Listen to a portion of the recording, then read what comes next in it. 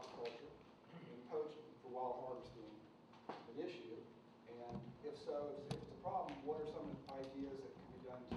We've steadily seen the increase in our licenses. But the thing is, you would figure that if your licenses are increased and your area that you can work is shrinking, that your numbers would have gone down. Our numbers have gone up and up and up. Now this year is a different story. I think you're going to find that in Virginia. The one thing I see in Virginia is they've put it, and all credit to Mr. Wesson, I think you've put it a very good value-added product into the point where these people can take this seed at the end of the season, which are your smaller oysters, and you have a marketability for it. I think if Maryland, instead of, it seems to be everybody's comment is, we got to restrict the watermen more and more and more. Well, I mean, we've gone from a playground to a sandbox. Okay, where are we going to go next? Hourglass, and that's what's going to be, because our time's about over.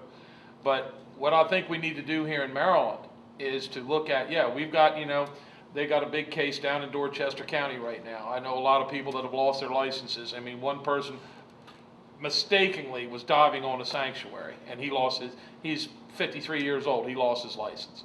But I think if we went with something like Virginia, where we could go ahead and put a value-added price on these smaller oysters, would keep these guys from what we use a comment of rolling the bottom in, because they would say, oh, wait a minute, man, we can go back and take these oysters and benefit our industry after the season. So, I think you're going to see a lot of self-policing when it comes to that, because see, that seems to be our problem. And also the buyers ought to realize 3-inch oyster is a lot better than a 2.5. And I've seen a lot of 2.5 and 2 3/4-inch oysters disappear from areas. Now, a lot of them don't leave Maryland, believe me, but a fair amount do. But, all due credit to Mr. Wesson and what they've done down there. I think, maybe you could comment, does that add like a value? You see that kind of is a little bit of a deterrent for poaching for undersized oysters, being that you have a product that is marketable after the season? I don't think so. I mean, our seed system is so separate from our harvest area. We still deal with the small oysters during the market oyster season.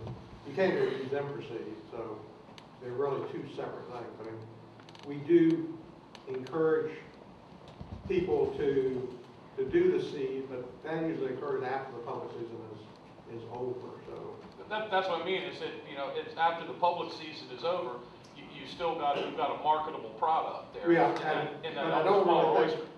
I don't think many people poach oysters to take the small oysters and put seed back on the ground. A lot of our poaching is actually done to, we sell a lot of small oysters in aquaculture, and we found a lot of the market we have for small oysters was actually for people putting them back in cages, so to grow out for later on. So. Are there any other put more on poaching and theft?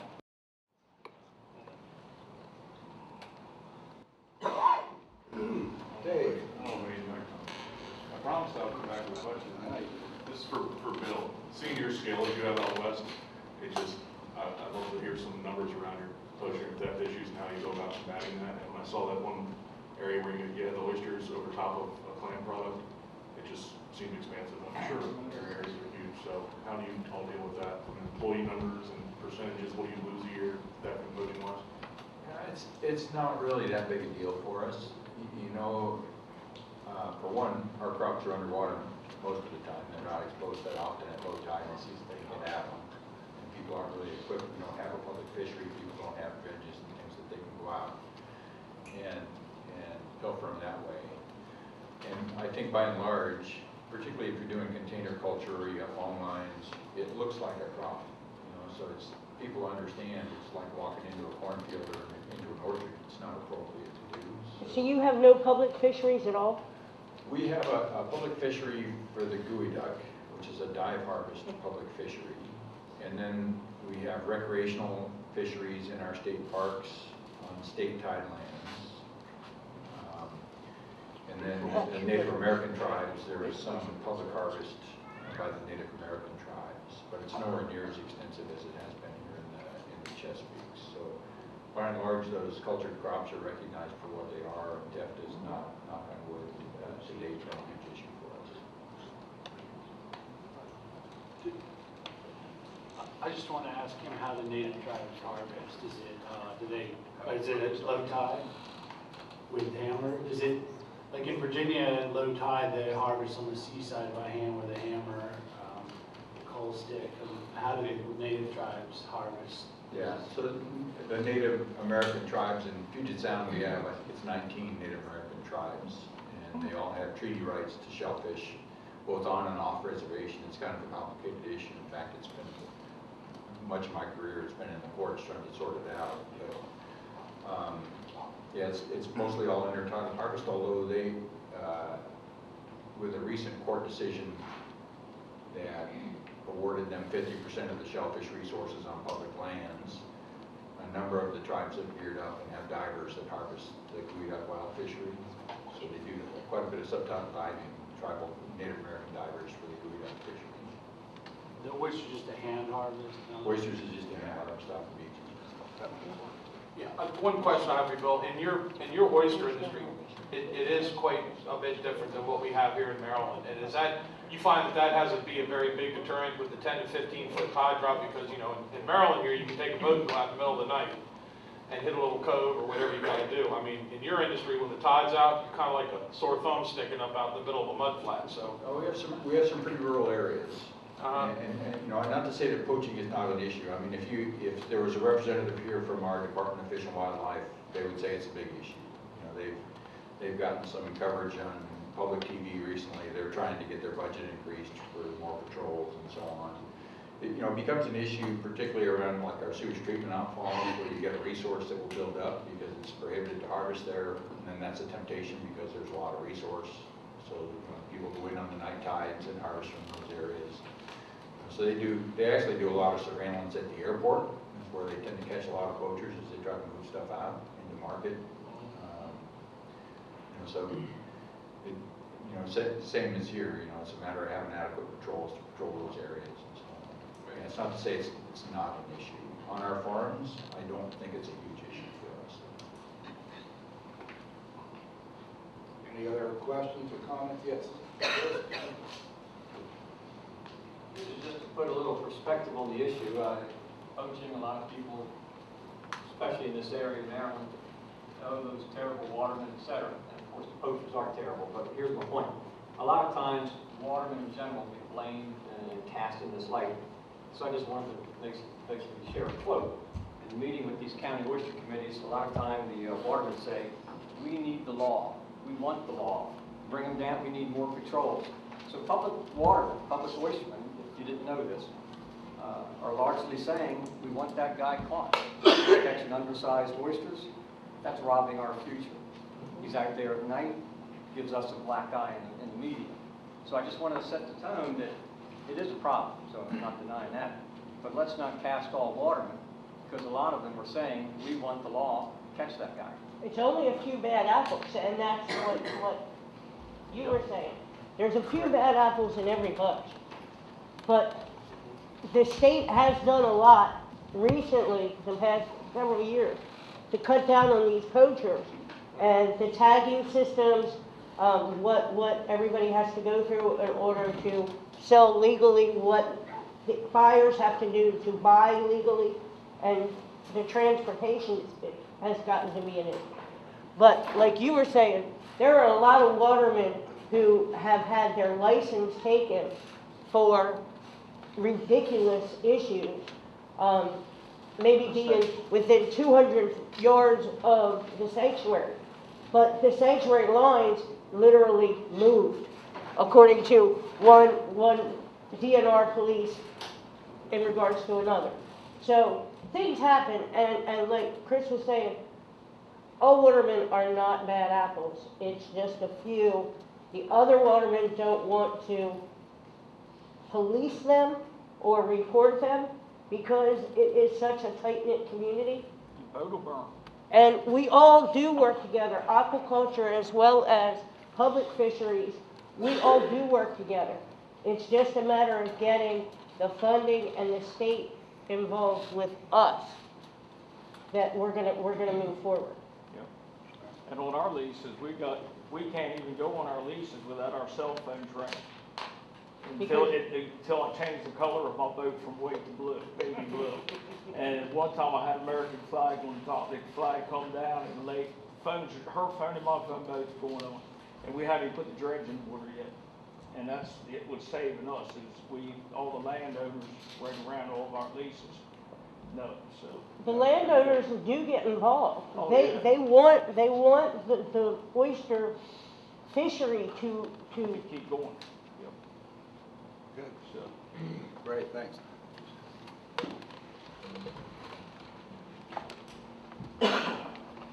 Chris, I have to go along with your comment about the woman wanting more law, and I can say that firsthand knowledge, when I was a junior and senior in high school, and after I graduated, I worked for a seafood buyer in the lower part of the county, and we bought oysters in the winter and crabs in the summer. And at that time, DNR had an officer who lived in Toddville at a boat station at Farm Creek. He and his partner either were there on the boat, out riding in the car, or in the Boston Whaler, making their presence known. And even without any kind of call or anything, they would come to Hog Island down in Crocham where we bought oysters. They would look at the oysters as they come off the boat. One or both of them would crawl back in the truck and call through these oysters just to make sure that everybody was legal. And that's what we need more of. Over the past 30 years, due to budgetary cuts by the state, we've not had the DNR officers out there that need to be there. And that's what the governor needs to put more emphasis on, is putting resources back into the DNR to hire some more officers to keep everybody honest. Presence goes a long way. Yep. Thank you. All right.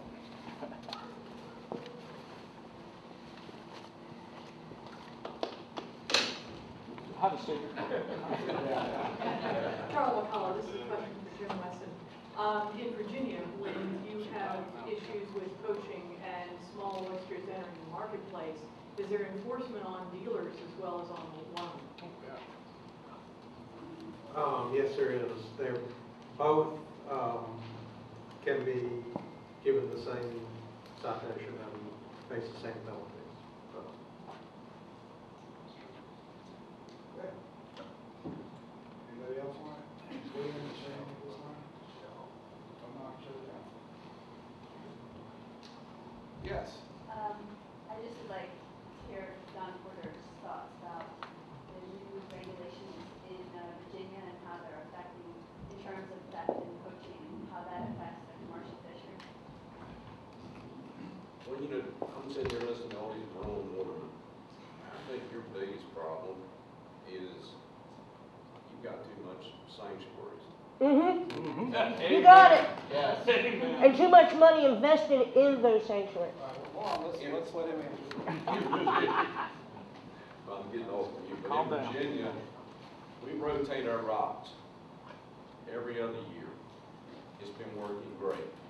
If it worked for that, we'd be out of business right now. And that's all credit to Jim Watson. I think, you know, sitting here listening, I think that's your biggest problem in Maryland right now. It's not that you don't need sanctuaries, but you do need a place to work. In my opinion, those sanctuaries are not doing any good, because you're leaving your rocks open so long. Your spats that are being killed by that dredge. You dredge from what, November until March? Right.